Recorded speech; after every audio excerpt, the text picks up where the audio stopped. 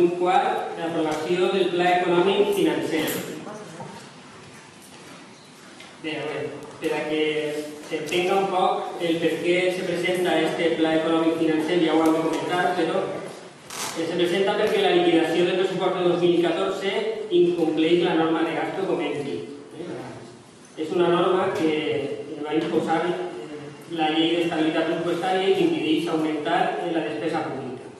Com hem dit abans, el límit era de 1.900.000 i s'ha passat, la despesa computable era de 2.142.000, per tant s'han passat en 240.000. Per tant, s'ha de fer un pla econòmic financer que dins de lo que cap és prou senzill. Però és senzill perquè abans s'han aprovat els pressupostos de 2015. Si no s'haguessin aprovat els pressupostos de 2015, aquest pla financer seria molt més complicat. I per això també hem portat a aprovació els pressupostos del 2015. Prèviament s'aprovaven els pressupostos i després s'aprova el pla econòmic financer.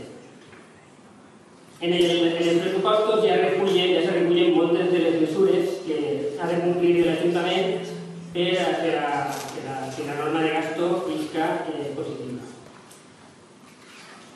Es contempla en este pla econòmic financer una mesura que és genèrica i que és de sentit comú. I és tan simple com gastar dins del que s'ha pressupostat. Ni més ni menys. Vostè se riu, però vostè no ho feia.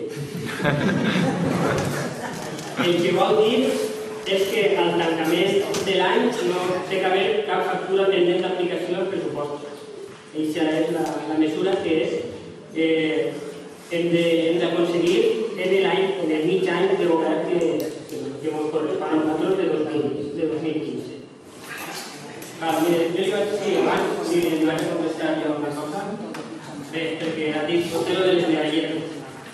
I que nosaltres treballem per una foto en la vicepresidenta de la Diputació, però en ningú cas va dir que la vicepresidenta ens dona res, que la vicepresidenta no pot donar res. És la Diputació, perquè si la vicepresidenta ens dona 140.000 euros, doncs és que tindria molt diners. Dona la Diputació, i és la Diputació la que fa això, perquè és la que gestiona els diners. Bé, vostè diu que ha dit que va fer un pla econòmic financer quan va entrar. ¿Vostè quants anys de regidor i governant en el govern? O no se'n recorda? És que vostè només compta des de quan vostè entra d'alcalde. I darrere què? Darrere vostè no saben la meitat? Està aprovant el pressupost? No se'n recorda d'això? Mire, quan no alçava la meitat, però vostè sí, els tres estan i alçaven la mà i són tan responsables de la situació econòmica de l'anterior alcalde com ells. Són igual de responsables perquè vostès sustentaven aquestes polítiques en els seus llocs. I si no, el que tenia que haver fet és molt antes haver fet el que feren després. Molt antes.